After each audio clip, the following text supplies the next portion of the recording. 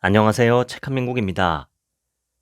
오늘 소개할 책은 한민의 심리학의 쓸모, 지은이는 한민, 멸종위기 1급 토종 문화심리학자, 고려대학교 심리학과에서 문화 및 사회심리학으로 박사학위를 받고 고려대학교 행동과학연구소 연구교수, 미국 클락 대학교에서 박사후 연구원, 서울대학교 행복연구센터, 선임연구원 등을 역임했다.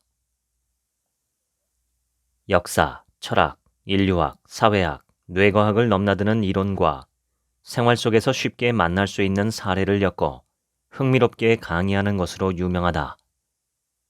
상위 5%에만 수여하는 고려대학교 석탑 강의상을 비롯 여러 대학의 우수 강좌에 선정되기도 했다. 살다 보면 힘든 날이 있다. 그럴 땐 국밥을 먹자. 기름기 많고 느끼한 뼈해장국이 좋겠지만 고소한 순댓국밥이나 선지 해장국도 좋다. 국밥은 심리학적으로 완전식품이다. 힘들고 지쳤다는 것은 에너지가 고갈되었다는 뜻이다. 소진된 에너지를 채우는 길은 먹고 쉬는 방법뿐이다. 몸과 마음은 연결되어 있다. 마음이 힘들면 몸도 지치고 몸에 기운이 나면 정신도 맑아진다. 국밥의 국물은 체액을 보충하고 전해질 농도를 높인다. 이때 뉴런에서는 전기 신호가 일어나는데 전기를 만들어내는 데에는 나트륨과 칼륨이 필요하다. 짭짤한 국물은 흐릿하던 신경 신호를 빠릿빠릿하게 만들어준다. 이 작용을 두고 우리는 정신이 번쩍 든다고 말한다. 국밥의 건더기, 고기에서 나오는 기름은 지방이다. 지방은 뉴런의 축삭을 감싸는 수초의 재료다. 수초는 절연 채로 축삭을 지나는 신경 신호가 새지 않게 막는 역할을 한다. 지방을 먹지 않으면 수초가 제대로 형성되지 못해 신경 신호의 합선이 일어난다. 머리가 제대로 안 돌아간다는 뜻이다. 국밥에 만 밥은 탄수화물이다. 탄수화물은 우리가 즉시적으로 갖다 쓸 수 있는 에너지를 만들어낸다. 폭발적인 힘을 내야 하는 운동선수들이 경기 전에 탄수화물을 섭취하는 이유다. 국밥 한 그릇으로 체온 상승, 신경신호 회복 및 뉴런 보강, 에너지 보충 및 축적이 한 번에 이루어졌다. 이 어찌 완전식품이 아니라 할 수 있겠는가? 나트륨이 걱정이신 분들은 조금 있다가 물을 한 컵 마시면 된다. 어떤가? 몸과 마음이 훨씬 나아지지 않았나? 이렇게 또 하루를 견뎌내자. 시험철이 되면 학교 앞 카페들이 꽉꽉 들어찬다. 옛날 선비들이 과거 공부를 위해 절에 들어갔던 일과도 비슷하다. 집중도 잘 되고 공부도 더 잘 되는 곳을 찾기 위한 사람들의 노력은 예나 지금이나 변함이 없으며 앞으로도 계속될 것이다.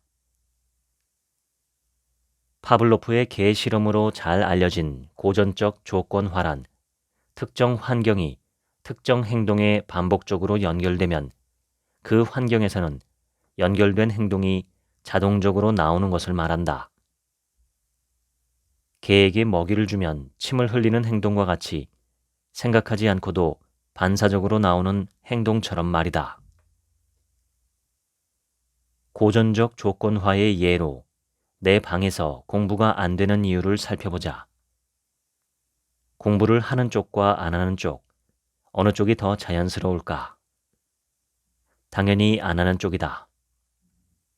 왜냐면 먹고 놀고 자고 쉬는 행동 대부분은 내 방에서 이루어지기 때문이다.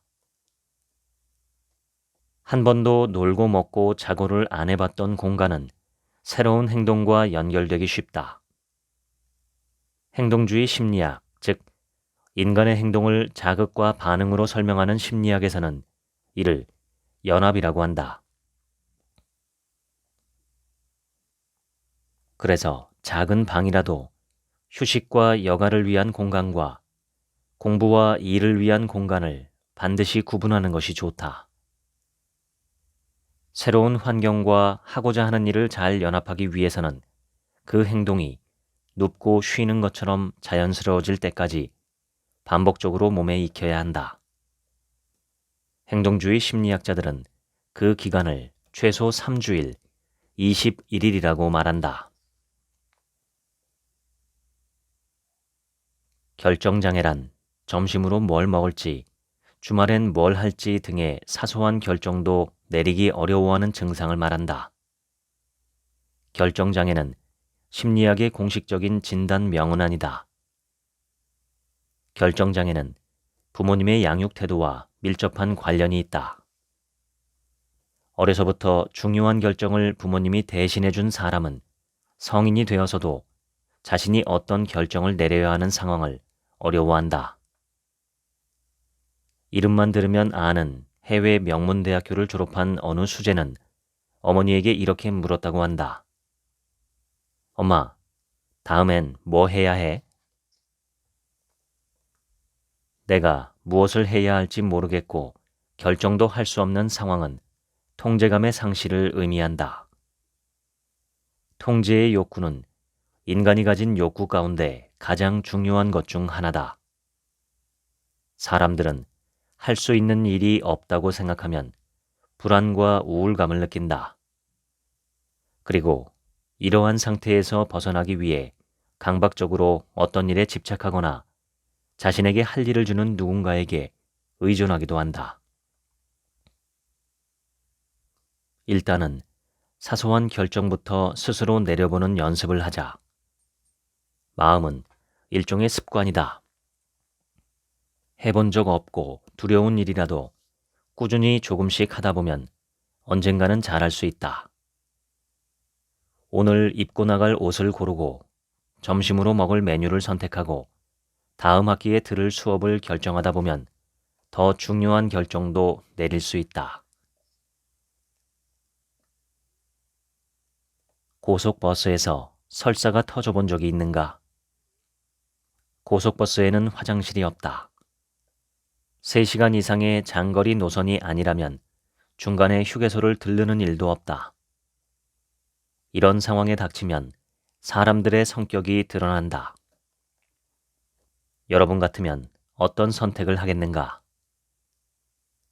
성격이란 어떤 사람에게 고유하게 나타나는 행동의 패턴이다. 정신역동 이론에서는 성격을 욕구 충족의 체계로 정의한다. 자신이 바라는 바를 충족하는 방식이 그 사람의 성격이라는 것이다. 터져나오는 설사를 끝까지 참는 사람은 아마도 사회적 규범에 민감하며 타인을 배려할 줄 아는 사람일 가능성이 크며 다른 사람이야 어쨌건 급한 불부터 끄려는 사람은 자기 중심적인 성격에 가까울 것이다. 프로이트는 인간의 정신에는 원초아와 자아와 초자아라는 힘이 작용하고 있다고 보았다. 원초아란 인간의 욕구를 의미하며 초자아는 사회 유지를 위한 법과 규범들이 내재화된 것을 말한다. 여기서 가장 중요한 것은 자아의 역할이다. 자아, 즉 에고는 욕구, 즉 이드와 규범, 즉 슈퍼에고 사이에서 균형을 맞춘다. 자아가 욕구에 치우치면 제 욕구 채우기에 급급한 성격이 된다. 반면 규범에 치우치면 법 없이도 살 사람이라는 말을 듣는다. 그렇지만 자신의 욕구는 충족하지 못한다. 건강한 성격을 가지기 위해 가장 먼저 해야 할 일은 자신의 욕구를 아는 것이다. 내가 뭘 원하는지부터 알아야 그것을 어떤 방식으로 충족할지 생각할 수 있다. 먼저 내가 무엇을 원하는지 명확히 한 다음 그것을 충족할 방법을 생각하는 것이 맞다. 대부분의 사람들은 자신이 원하는 바를 제대로 알지 못한다. 그리고 정신적인 문제의 상당 부분은 억압된 욕구에서 비롯된다. 중독에는 두 가지가 있다. 도박, 게임, 운동 같은 활동에 중독되는 것과 알코올, 마약 등과 같은 약물에 중독되는 것이다. 어떤 활동을 하다 보면 목적의식과 성취감을 맛보게 되는데 이때 분비되는 도파민은 짜릿한 쾌감을 준다. 술이나 마약처럼 쾌감을 일으키는 화학물질을 몸에 집어넣는 식의 중독은 상대적으로 예방이 쉽다. 그러한 물질을 멀리하면 된다. 하지만 활동에 대한 중독은 점진적으로 이루어지기 때문에 자신도 알아차리지 못한 채 의존성이 커질 우려가 있다. 도박 중독의 예를 들어보자. 도박사들이 상주하는 하우스나 인터넷 도박 사이트에는 처음부터 발걸음을 하지 않는 편이 좋다. 그들은 학위만 없을 뿐 인간 심리의 대가들이다. 특히 호구를 끌어다 판 앞에 앉히고 차근차근 벗겨먹는 방법은 행동주의 이론의 정수가 담겨 있다. 행동주의는 보상과 행동의 관계를 연구해온 심리학의 분야다. 유기체, 즉 고양이, 쥐, 사람 등은 효과를 얻기 위해 어떠한 행동을 학습하며 이 행동은 여러 단계와 절차로 조작할 수 있다. 이 원리를 조작적 조건화라고 한다. 이때 단계별로 보상을 주어 특정 행동의 빈도를 늘리는 절차가 강화이다. 행동주의 심리학자들은 더 큰 효과를 내는 강화에 다양한 전략들을 개발했다. 정해진 시간마다 강화를 제공하는 고정 간격 강화와 불규칙한 간격으로 강화를 주는 변동 간격 강화, 특정 행동을 정해진 수만큼 반복해야 강화가 주어지는 고정 비율 강화와 그 행동을 몇 번 해야 강화가 나올지 알 수 없는 변동 비율 강화가 그것이다. 이런 전략을 잘 조합하면 유기체는 시간 가는 줄 모르고 특정 행동에 몰입한다. 프로 도박사들이 사용하는 방법이 바로 이것이다.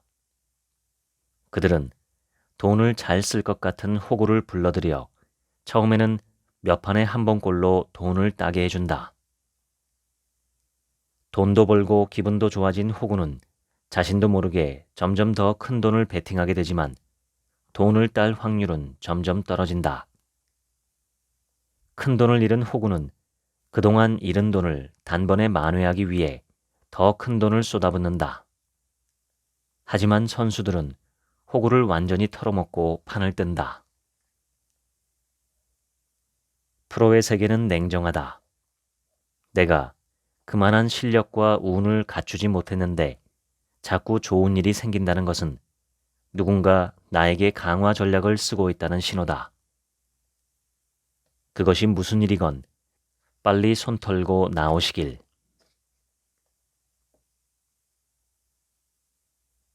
한국의 무속인 수는 80만 명이다. 지난 20여 년간 60만 명 이상이 증가했다. 미래에 대한 불확실성이 커지고 이에 대한 정신적인 문제를 호소하는 사람들이 늘면서 무속인의 수도 덩달아 늘어난 것 같다. 사람들이 점집에서 얻는 효과는 통제감이다. 미래가 불안할 때 사람들은 통제감을 상실한다. 사람들은 내가 할 수 있는 일이 없다고 느낄 때 심각한 좌절과 우울을 경험한다. 무속인들은 정확한 미래를 알려주지 않는다. 콕 집어서 언제 어디서 무엇을 해야 잘 된다고 알려주기보다는 언제쯤 무슨 운이 들어오니 어떤 종류의 일을 해보는 게 좋겠다라는 식의 조언을 준다. 그러면 의뢰인들은 자신이 처한 환경과 조건에 무속인들의 말을 대입하고 지금 이 상황에서 자신이 할 수 있는 일을 찾는다. 그러면서 불안을 해소하고 잃었던 통제감을 다시 획득한다. 한치 앞이 보이지 않던 상태에서 꽤 많은 것들이 명확해진다. 사람들이 점집을 찾는 이유가 이 때문이다. 단, 반드시 명심해야 할 사실 하나가 있다. 스스로의 운명을 개척하는 주체는 본인이라는 사실이다. 노력하지 않고 손쉽게 무언가를 얻으려고 하면 결국 이런 약점을 이용하는 질 나쁜 무속인들을 만나게 된다. 인간에게 통제감의 욕구는 매우 중요하다. 점을 보는 행위로 미래에 대한 통제감을 얻을 수 있다면 활용해보는 것도 방법이다. 다만 무속인을 맹신하여 가산을 탕진하거나 중요한 시기에 꼭 해야 하는 일을 놓치는 우는 범하지 말아야 한다. MBTI의 인기가 하늘을 찌르고 있다. 10년 전만 해도 혈액형 성격론이 횡행하는 듯 했지만 이제는 MBTI가 그 자리를 물려받은 것 같다. MBTI가 너무 유행하다 보니 거부감을 보이는 사람들도 있다. 특히 심리학자들은 MBTI를 싫어하는데 심한 경우 혈액형 성격론과도 다를 바가 없다고 말할 정도다. MBTI가 그 정도로 못 믿을 검사일까? 일단 MBTI에 대한 비판부터 살펴보자. 첫째, MBTI 성격 유형이 너무 적다는 비판이다. 세계 인구가 80억 명인데 MBTI의 16개 유형으로 그들을 다 설명하는 건 한계가 있다는 비판이다. 얼핏 일리가 있어 보이지만 16개의 유형은 결코 적은 수가 아니다. 인간이 한 번에 처리할 수 있는 정보 단위의 수는 7 플러스 마이너스 2다. 즉, MBTI의 16개의 유형은 사람의 여러 측면을 설명하기에 충분한 숫자다. 둘째, MBTI는 비과학적이라는 비판이다. MBTI의 이론적 배경이 되는 융의 이론은 인간의 무의식을 강조하는 정신역동 이론의 한 갈래로 과학과 실증 연구를 강조하는 주류 심리학에서는 별로 인정하지 않는 이론이다. 그런데 실증적 연구 결과가 아니면 지식으로 받아들이려 하지 않는 일부 심리학자들의 태도에는 문제가 있다. 그렇다면 문학과 철학, 인류학 등 심리학이 아닌 학문에서 획득한 지식은 지식이 아니라는 것인가? 셋째, 측정 방식이 자기 보고식이라는 비판이다.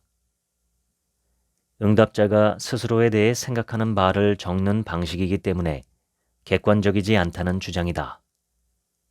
하지만 심리학의 여러 검사 중 자기 보고식이 아닌 것은 찾아보기가 어렵다. 이런 비판보다도 MBTI의 진짜 문제는 타당성에 있다. 심리 측정에서는 검사가 측정하는 바를 제대로 측정하느냐 정도를 두고 구성 타당도라고 하는데 MBTI가 측정하는 것은 성격이라 하기 어렵다. 성격은 시간에 관계없이 일관적으로 나타나는 한 개인의 고유한 행동 방식으로 정의되지만 MBTI에서 측정하는 내용은 그 시점에서의 행동 선호도에 가깝다. 더 큰 단점은 준거 타당도다. 준거 타당도란 그것과 관련 있다고 생각되는 다른 개념들을 얼마나 예측할 수 있느냐의 문제다. 예를 들어 외향성이 높으면 영업이나 판매 업무를 잘하고 성실성이 높은 사람은 일을 성실하게 한다는 것이 실제로 입증되느냐이다. MBTI의 준거 타당도는 검증된 적이 없다. 다시 말해 MBTI 성격 유형과 연애 스타일, 직무 적성 등의 개념은 실제로 연구된 바가 없다는 것이다. 시중에 떠도는 연애 및 직무와 관련된 썰들은 말 그대로 가설에 불과하다. 애초에 MBTI 자체가 성격을 측정하는 도구가 아니었기 때문에 산업 및 조직 심리학에서는 MBTI와 직무에 대한 어떤 연구도 이루어진 바가 없다. 따라서 MBTI 결과를 연애나 업무 등에 관련 지으려는 시도는 바람직하지 않다. 특히나 면접 때 MBTI 유형을 묻는 회사는 인사 담당자가 조직 행동에 대한 최소한의 이해도 없다는 증거로 구직자들에게 그다지 권할 만한 회사가 못 된다. MBTI가 비과학적이거나 쓸모없는 검사라는 이야기는 아니다. MBTI는 자기 이해를 목적으로 개발된 검사로 자신이 선호하는 행동이나 문제 해결 방식 등에 대한 충분한 이해를 제공한다. 그리고 그런 목적으로는 대학의 학생 생활 상담소를 비롯해 여러 상담 기관에서 활발히 활용되고 있다. 그러니 MBTI 본연의 목적으로 사용하는 것은 전혀 문제될 것이 없고 심지어는 매우 유용하기까지 하다. 인간이 다른 동물들과 가장 크게 달라질 수 있었던 것은 뇌 때문이었다. 인간은 날카로운 이빨도 두꺼운 가죽도 없다. 힘도 약하고 움직임이 빠르지도 않을 뿐더러 높은 온도와 추위에도 취약하다. 하지만 인간은 이러한 약점들을 모두 뇌로 보완한다. 계획을 입안하고 문제를 해결하고 새로운 것을 만들어내는 능력은 뇌에서도 대뇌, 대뇌 중에서도 전두엽이라는 부분이 담당하고 있는데 이 전두엽은 사회적 상호작용의 결과로 발달했다. 전두엽은 20대 초중반 시기 사회적 관계가 본격적으로 시작될 때 많이 발달한다.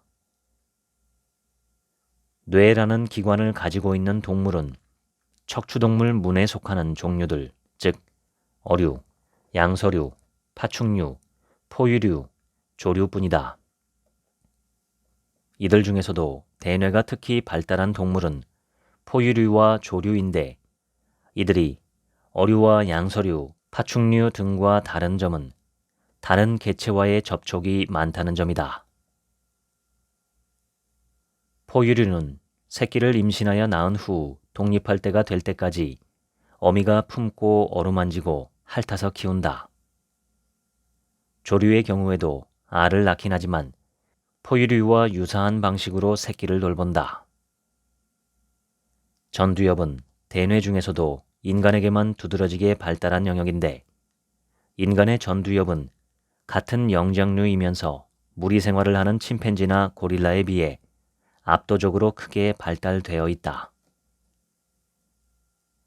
전두엽은 가장 최근에 진화한 영역이기도 하고 복잡한 사회적 행동을 담당하고 있기 때문에 뇌의 다른 영역들보다 비교적 늦게까지 발달한다. 어렸을 때 충동적이고 미숙하던 이들이 나이를 먹고 성숙해지는 까닭은 단순히 연령 때문이 아니라 전두엽이 발달했기 때문인데 그간의 수많은 상호작용과 시행착오에서 이루어진다.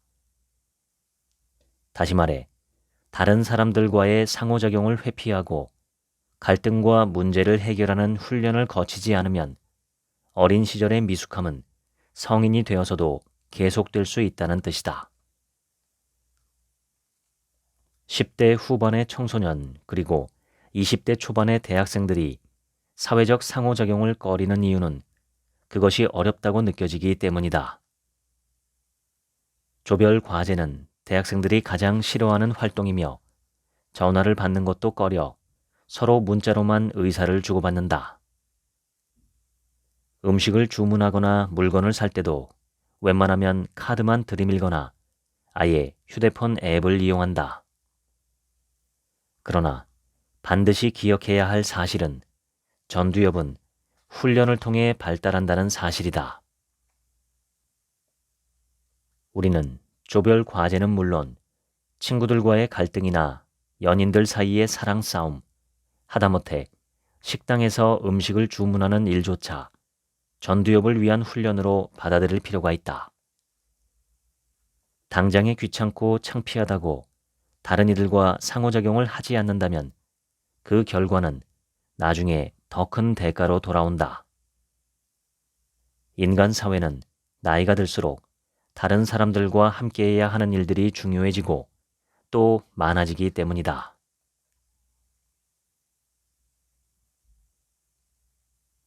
인상 형성의 핵심은 정서에 있다. 누군가를 보고 어떤 느낌을 받느냐가 그 사람의 인상을 결정한다. 어떤 사람을 보고 호감을 느꼈다면 그 사람과는 신뢰를 쌓고 좋은 상호작용을 기대할 수 있다는 뜻이고, 어떤 사람을 보고 기분이 나빴다면 그 사람과의 관계에서는 좋은 일을 기대하기 어렵다는 의미이다. 중요하게 볼 부분은 대상에 대한 인지, 정서, 행동은 일관적이라는 점이다. 쉬운 예를 들자면 어떤 상품에 대해 긍정적인 내용을 알고 있고 긍정적인 기분이 든다면 그 상품을 살 가능성이 높다. 사람에 대한 태도도 마찬가지다. 누군가에 대해 긍정적인 정보를 갖고 있고 기분이 괜찮다면 그와는 긍정적인 관계로 이어질 수 있다. 요약하자면 인상 형성에서 상대방에게 좋은 느낌을 주는 것이 중요하다는 뜻이다. 심지어 한 번 형성된 인상은 좀처럼 바뀌지도 않는다. 내가 옳다고 믿는 정보만 받아들이려는 확증 편향 때문이다. 그래서 첫인상을 바꾸려면 몇 배의 시간과 노력이 필요하다. 높은 학점을 받고 자격증을 따고 스펙을 쌓고 매력적인 외모를 가꾸고 좋은 옷을 입고 값비싼 소품을 사는 사람도 많다. 그러나 상대방이 좋은 기분을 갖도록 하는 법을 알고 이를 활용하는 사람은 드물다. 가장 대표적인 방법이 칭찬과 유머다. 심리학에서 타인을 이해하는 방법을 가장 잘 알려주는 분야가 문화심리학이다. 문화심리학은 문화에 따른 인간 행동을 연구한다. 문화란 인간이 살아가는 환경에 적응하기 위해 만들어낸 유무형의 모든 것들을 말한다. 우리의 생각과 가치관, 행동은 문화의 틀 안에서 규정된다. 일부 일처가 당연한 세상에서 한 남편이 여러 아내를 두는 일부 다처제나 부인 한 명이 여러 남편과 사는 일처 다부제는 대단히 낯설다. 낯선 정도가 아니라 잘못되었다라고 판단한다. 그러나 나와 다른 누군가가 잘못되었다는 생각은 위험하다. 현재도 일부 다처제가 남아있는 곳은 대부분 유목문화 지역이다. 다른 세력과의 경계를 지어줄 산맥이나 큰 강이 없는 초원에서 살아가는 유목민들은 자신들의 영역과 동물들을 지키기 위한 전쟁이 잦았다. 잦은 전쟁으로 죽은 전우들의 가족을 부양하고 전쟁을 할 인구를 유지하기 위한 것이 일부 다처제였다. 전근대 시대의 결혼은 남녀의 사랑이라는 의미보다는 인구 유지와 타 세력과의 동맹을 위해 행해졌다. 삼국시대 고구려의 형사 취수제, 즉 형이 죽으면 형의 아내를 동생이 맞이하는 제도 역시 유목 민족들과의 싸움이 잦았던 고구려에서 같은 목적으로 행해졌던 결혼 제도다. 일처 다부제도 마찬가지다. 일처 다부제가 행해지는 지역은 대개 고산지대인데 고산지대는 농사를 지을 만한 땅도 동물을 먹일 만한 풀도 없기 때문에 생산할 수 있는 양식이 한정적이다. 이는 그 지역에서 유지할 수 있는 인구도 제한된다는 뜻을 말한다.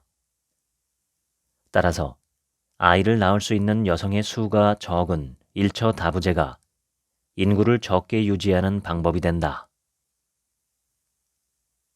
세상은 옳고 그름, 참과 거짓, 선과 악으로 이루어져 있지 않다. 문화심리학은 상대방을 그들 입장에서 이해할 수 있는 방법을 알려준다. 가장 우선해야 하는 생각은 일단 그들은 나와 다르다는 것을 인정하는 것부터다. 그들은 나와 다른 시대, 나와 다른 환경, 나와 다른 삶의 조건에서 살아온 또 살아가고 있는 사람들이다. 당연히 나와는 생각과 행동이 다를 수밖에 없다. 내가 맞고 너는 틀렸다는 생각은 위험하다.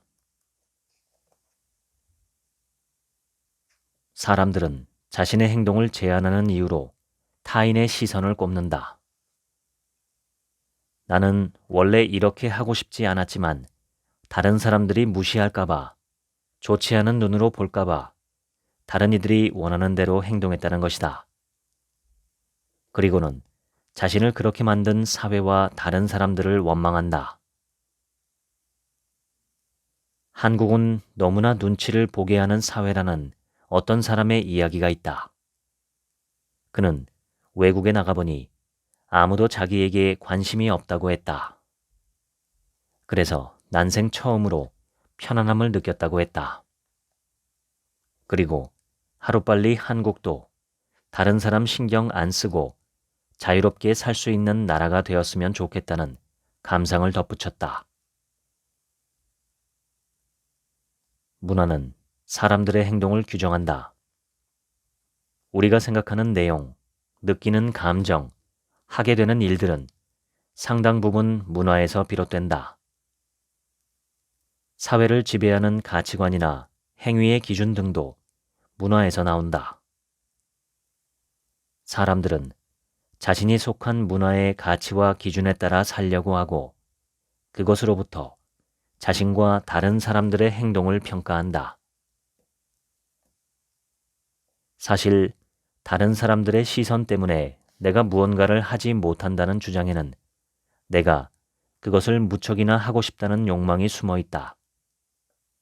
이는 투사라는 방어 기제다.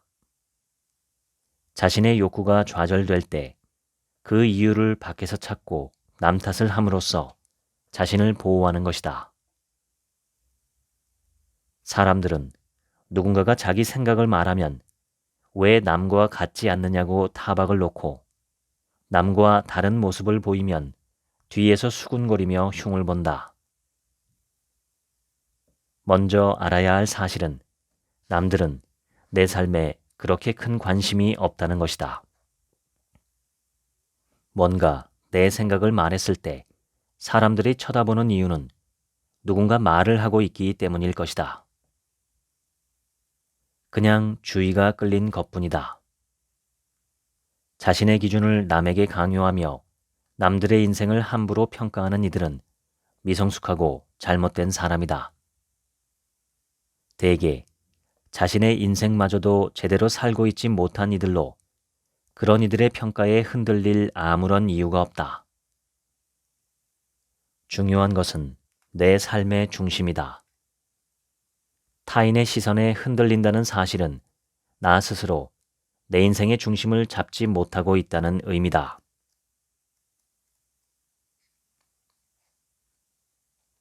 프레임은 말 그대로 틀, 액자 같은 것을 말한다. 어떤 사건이나 사안을 볼 때 어떤 틀로 보느냐에 따라 그 의미는 확연히 달라질 수 있다. 다음의 예를 보자. 인구 600명의 마을에 치명적인 전염병이 발생했다. 여러분은 방역 담당자로서 가장 많은 사람을 살릴 수 있는 방역 프로그램을 선택해야 한다. 사람들을 살릴 수 있는 가능성에 따라 A와 B 선택이 있고 C와 D 선택이 있다. A를 선택하면 600명 중 200명을 살릴 수 있다. B를 선택하면 600명 모두를 살릴 확률이 3분의 1, 모두 죽을 확률은 3분의 2다.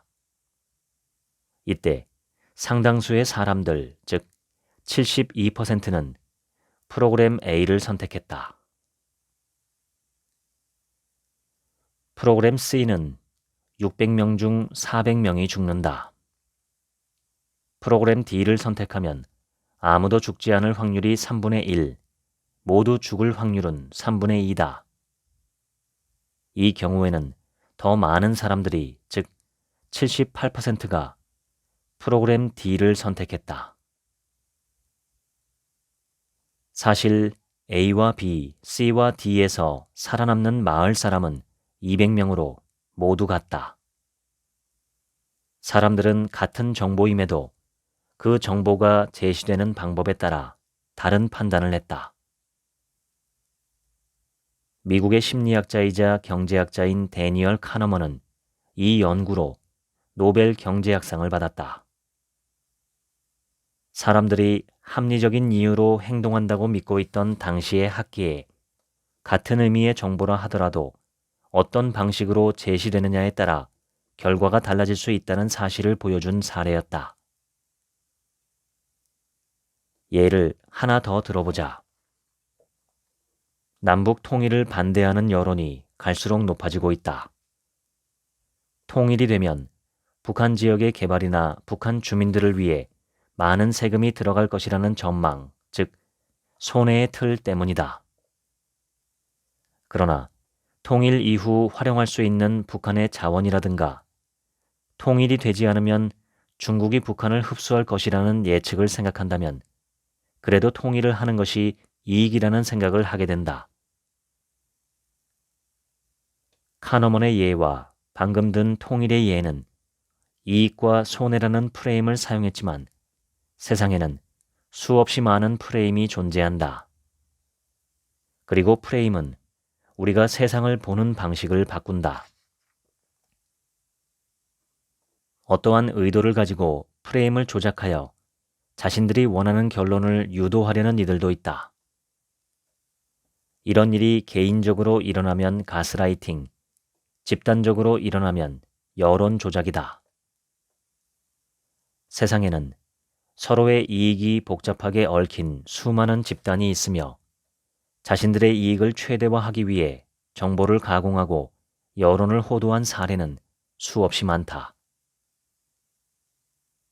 정보를 손에 쥐고 자신의 뜻대로 프레이밍하는 이들에게 휘둘리지 않으려면 세상에 대한 자신만의 관점과 세상 일에 대한 나의 철학을 분명히 갖고 있어야 한다.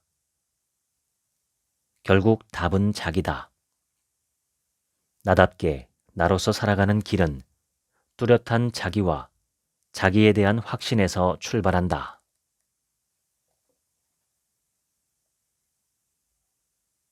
자기실현적 예언이라는 개념이 있다.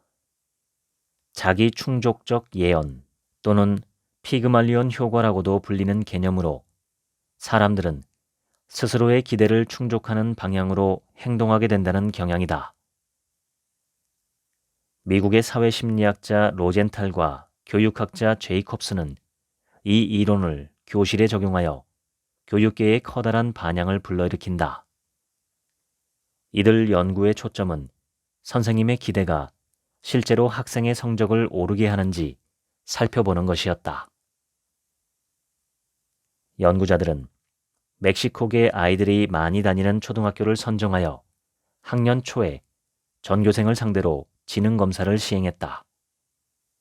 그 후 전체의 20%가량의 학생 명단을 추리고 앞으로 지적으로 크게 성장할 아이들이라는 설명과 함께 교사들에게 통보했다. 여기에는 사실 비밀이 있었는데 지적으로 크게 성장할 20%의 학생이라는 것이 알고 보면 무작위로 선정된 것이었다. 특별한 학생과 일반 학생 사이의 차이는 오직 교사의 마음속에만 있을 뿐 실제로는 그렇지 않았다. 그러나 8개월 후 시행된 2차 검사에서 놀라운 결과가 나왔다. 1차 검사 때보다 성적이 20점 이상 오른 학생이 일반 그룹에서는 19%였던 것에 비해 특별 그룹에서는 무려 47%에 달했다. 그동안 특별 학생들을 위한 별도의 프로그램이나 개인 지도는 없었다. 오직 교사의 기대와 믿음만 있을 뿐이었다. 연구자들은 교사의 기대와 믿음이 이러한 결과를 이끌어냈다고 생각했다. 특별 학생을 대하는 교사의 기대가 눈빛, 표정, 말투, 몸짓 등을 통해 은연중에 드러나고 이를 느낀 학생들은 자신감과 학습 동기 등의 변화를 일으켜 성적 향상에 영향을 주었다는 추론이었다. 연구 결과는 교사의 기대가 어떤 영향을 미칠 수 있는지를 극적으로 보여준 결과였다. 어른들의 기대가 중요한 청소년기와 달리 인생의 4분의 3 이상을 차지하는 성인기의 삶에서는 스스로에 대한 기대가 중요하다. 삶을 이끌어가는 주체는 자기 자신이어야 하기 때문이다. 자신에 대한 믿음을 갖기 위해서는 계기가 필요하다. 뭔가 한번 해보자고, 미친 듯 달려들어 보자고 마음을 먹고 나서야 내일 뭘 할지 꿈꾸게 됐고, 그렇게 자신을 일으켜 세운 다음에야 말하는 대로 될 수 있다는 것을 믿게 되었다는 노래 가사는 자신에 대한 기대는 자기 확신에서, 자기 확신은 굳게 선 자기로부터 가능하다는 심리학적 사실을 담담하게 전해준다.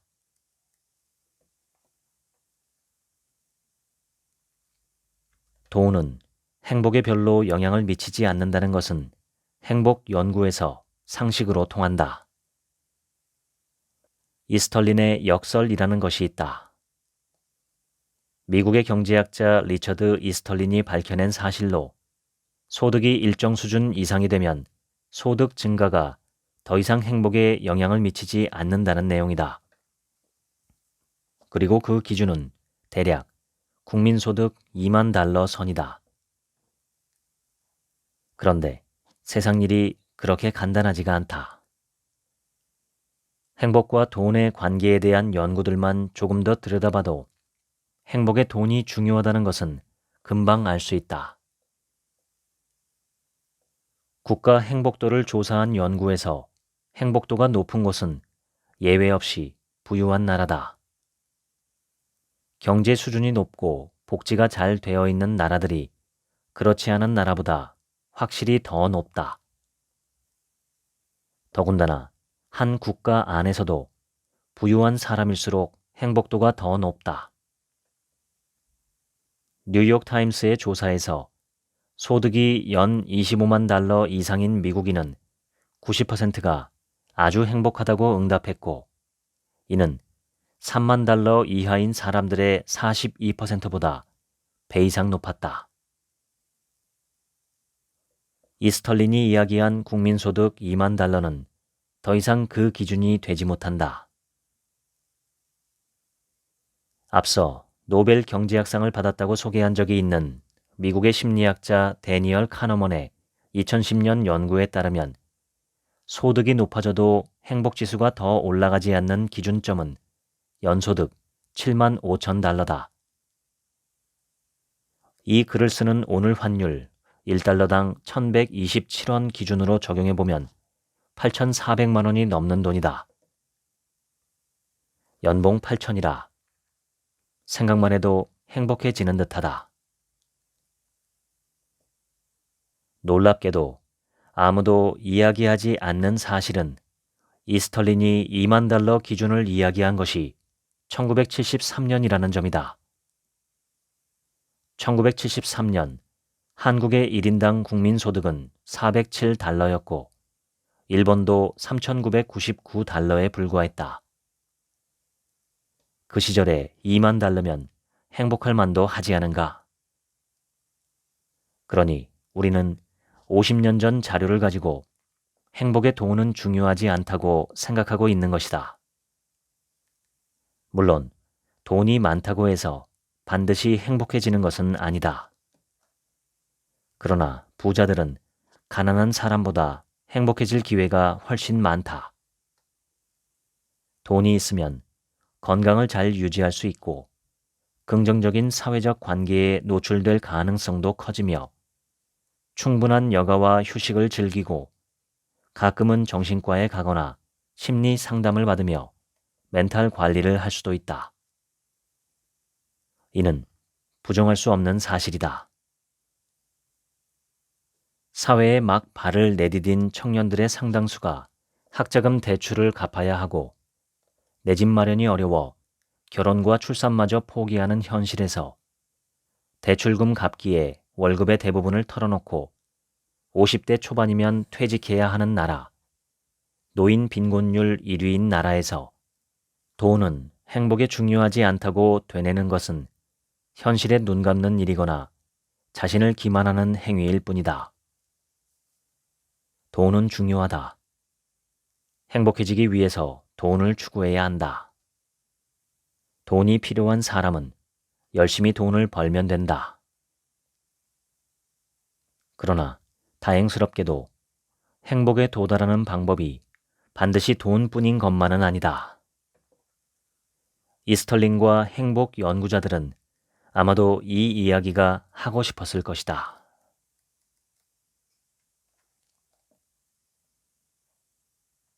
고구마 스틱은 한동안 내 최애 간식이었다.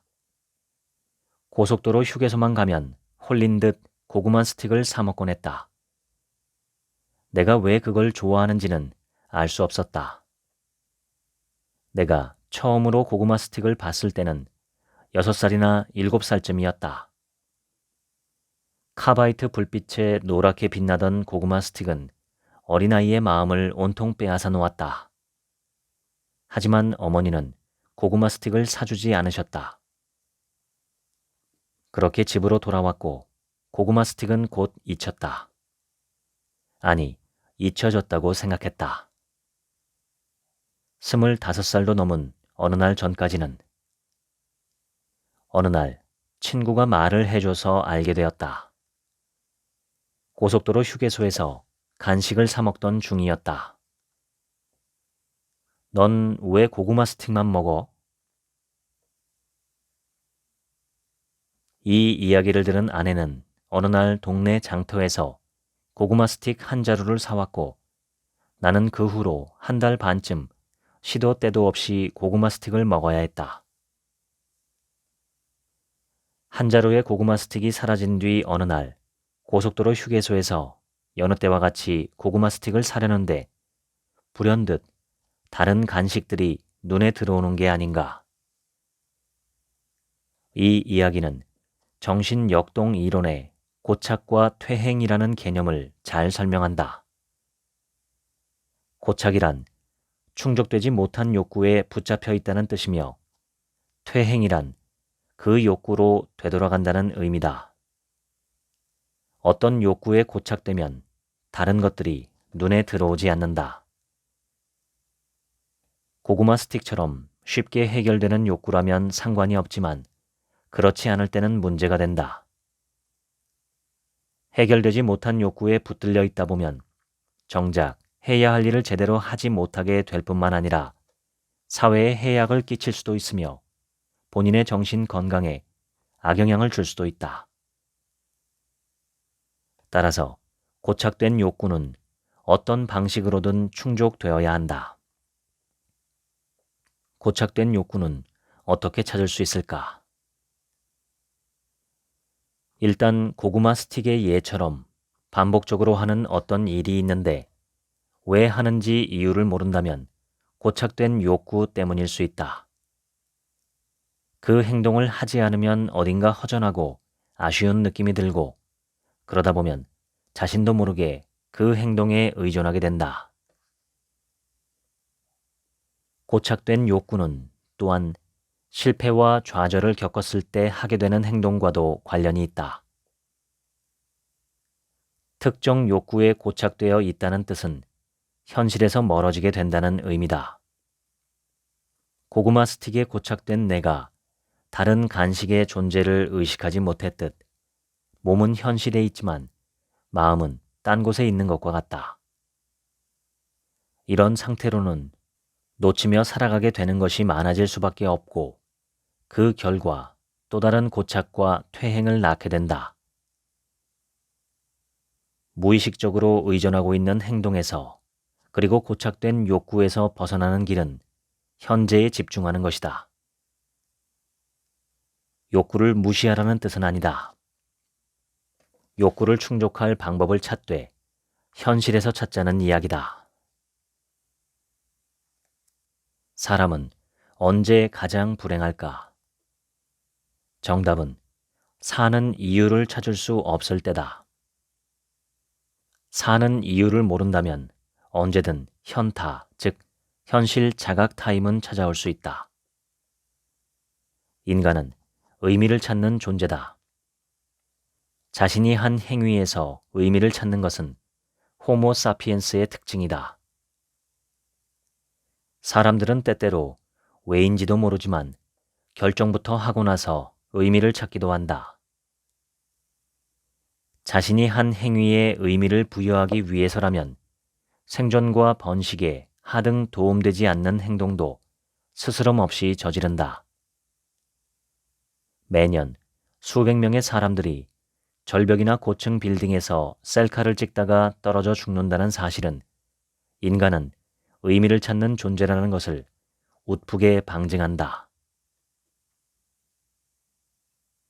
20세기 초중반 무슨 주의와 사상을 놓고 내가 틀렸니 내가 옳으니 그렇게 죽고 죽이던 사람들이 정작 자신들의 삶에는 의미가 없다는 사실을 깨닫기 시작했다. 회의를 느낀 개인들은 스스로 삶의 의미를 찾기 시작했다. 이러한 생각을 철학에서는 실존주의라고 한다. 실존주의적 생각이 반영된 심리학적 접근을 인본주의 심리학이라고 한다.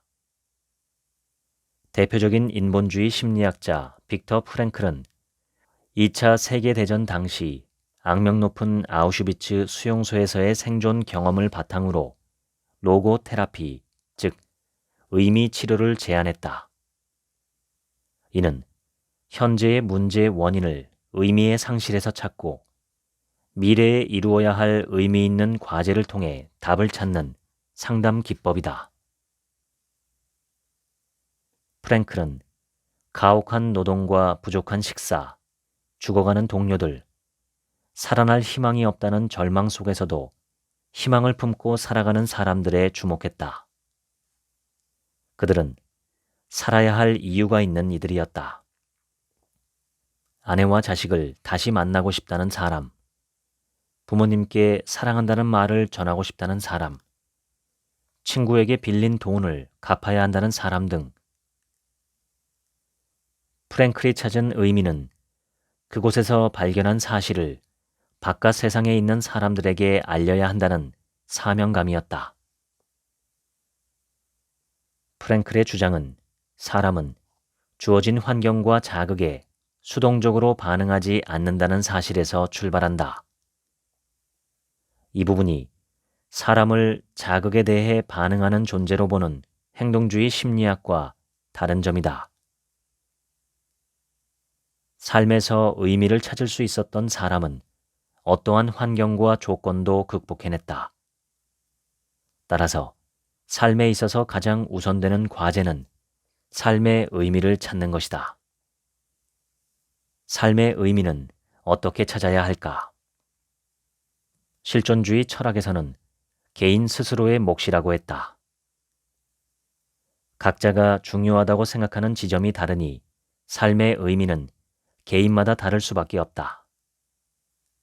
하지만 심리학은 개인들이 선택할 수 있는 행동의 범위를 알려준다는 장점이 있다.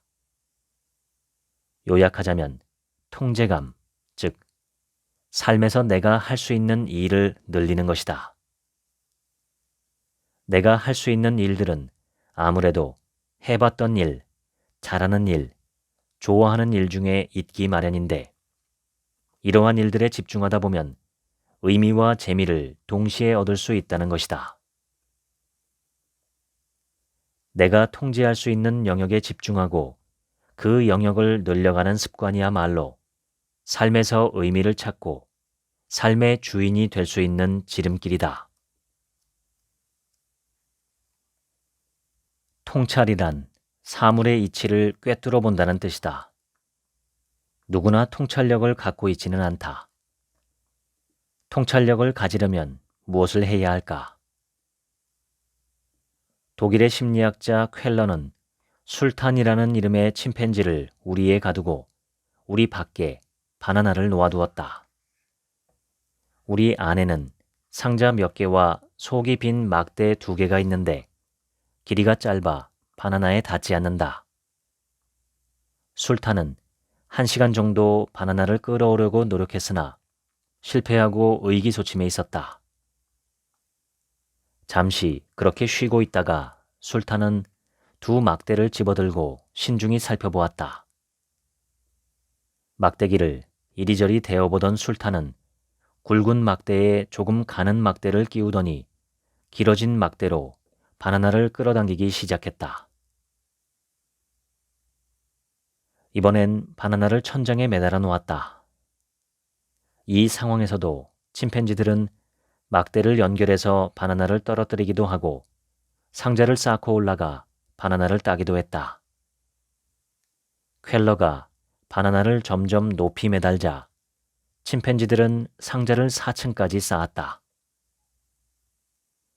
바나나를 먹기 위해 침팬지들이 학습한 행동은 과거에 했던 행동이 아니다. 자극에 대한 반응도 아니고 시행착오 끝에 우연히 문제를 해결한 것도 아니며 보상을 받아가며 새로운 행동을 배운 것도 아닌 말 그대로 통찰의 결과다. 침팬지들은 가만히 앉아 눈만 이리저리 굴리다가 갑자기 뭔가 떠오른 듯 문제를 해결했다. 한 가지 과제에서 이루어진 통찰은 다른 과제에서도 이어질 수 있다. 쾰러가 우리 안에 있는 상자와 막대를 모두 치우자 침팬지들은 주변의 물건들을 끌어다 받침대로 사용했다. 어떤 침팬지는 심지어 쾰러의 손을 잡고 바나나 아래로 데려가 타고 오르려고 하기도 했다. 쾰러의 실험에서 알 수 있는 통찰력의 조건은 다음과 같다. 첫째, 통찰은 과거의 경험에서 비롯된다. 언제, 어디에 쓰일지는 알 수 없지만 다양한 경험은 이제껏 해본 적이 없는 일을 시도하는 재료가 된다.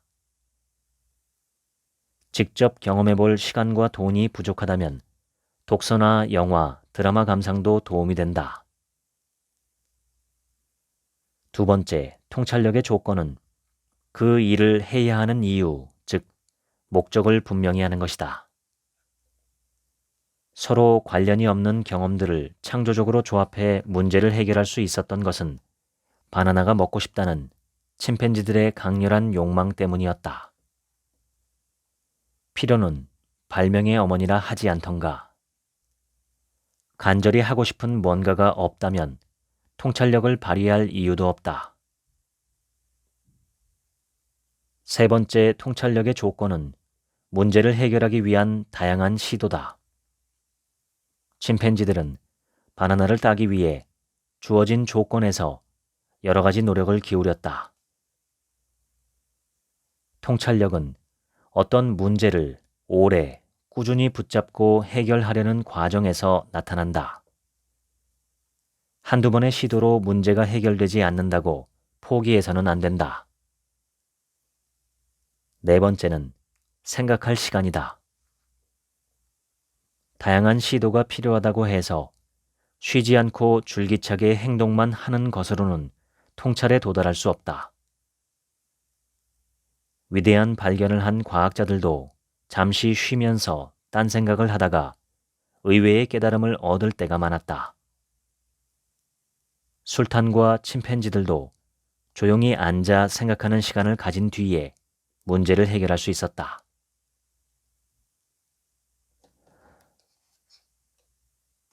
행복에 대해 간과하기 쉬운 것 중 하나가 행복한 기분이 오래가지 않는다는 사실이다. 우리가 행복이라고 인지하는 기쁨, 환희, 설렘 등의 긍정적 정서는 생리적 흥분을 동반한다. 심장이 빠르게 뛰고 혈류량이 증가하며 호흡이 가빠지고 소화가 어렵다. 인간의 몸은 이러한 상태를 오래 견디기 힘들어한다. 몇 년 동안 가슴이 거세게 뛴다고 생각해보라. 심장병이다. 매사가 즐겁고 활력이 넘치며 무엇이든 할 수 있을 것 같은 기분이 일주일 이상 지속된다면 양극성 장애의 조증 사파는 아닌지 의심해 봐야 한다. 일주일 이상 행복한 기분이 지속되는 것은 사실상 있을 수 없다. 우리 몸은 항상 일정한 상태를 유지하게끔 생물학적으로 프로그램되어 있다. 이를 항상성이라고 한다. 항상성이란 생명체가 여러 가지 환경 변화나 스트레스에 대응하여 내부를 일정하게 유지하려는 조절 과정 또는 그 상태를 의미한다. 지나치게 오래가는 긍정적 정서는 신경계에 무리를 일으키고 인간의 뇌는 신경계의 흥분을 누그러뜨려 항상성을 유지하는 과정에서 행복한 감정들은 점차 사그라진다. 행복 연구자 류버 머스키는 이를 쾌락 적응이란 말로 설명했다. 처음에는 행복하지만 점점 익숙해지면 결국 무감각해지는 과정에 이르게 되는 것으로 어떤 좋은 일이 와도 마찬가지 과정을 겪게 된다. 거액의 복권에 당첨된 사람들도 원래의 행복 수준으로 돌아가는 데까지 채 한 달이 걸리지 않는다고 한다. 따라서 우리가 행복한 기분을 지속적으로 느낄 수 있는 가능성은 애초부터 별로 없다. 그렇다면 우리는 계속 불행하게 살아야 하는 걸까? 그렇지 않다. 행복은 보통 긍정적 정서로 정의되지만 의미 있는 일을 할 때도 행복을 느낀다. 딱히 설레고 흥분되지는 않아도 매일의 삶에서 의미와 보람을 느낄 수는 있다면 그 또한 행복이다. 하루하루 채워져가는 문제집이나 요약노트를 보며 목표에 한 걸음씩 다가간다는 뿌듯함과 오늘도 의미 있게 보냈다는 보람에서 행복을 느낄 수 있다. 너무 의미에만 집착하는 것도 바람직하지는 않다. 틈틈이 여유 시간을 갖거나 정기적으로 취미나 여가를 즐길 기회를 마련해 즐겁고 설레는 기분을 중간중간 충전해야 한다. 행복의 원천은 많을수록 좋다. 목표를 성취한 뒤의 짜릿함도, 목표를 향해 나아가는 뿌듯함도 행복이겠지만 가끔 바라보는 하늘에서, 길가에 핀 꽃에서, 기대 없이 들어간 식당에서의 맛있는 반찬에서, 자기 전에 잠깐씩 보는 유튜브에서도 소소한 행복은 언제든지 느낄 수 있다. 큰 행복을 쫓느라 작은 행복을 잇는 우를 범하지 말자. 지금까지 한민의 심리학의 쓸모 읽어드렸습니다. 오늘은 하루치 생각이 없습니다. 감사합니다.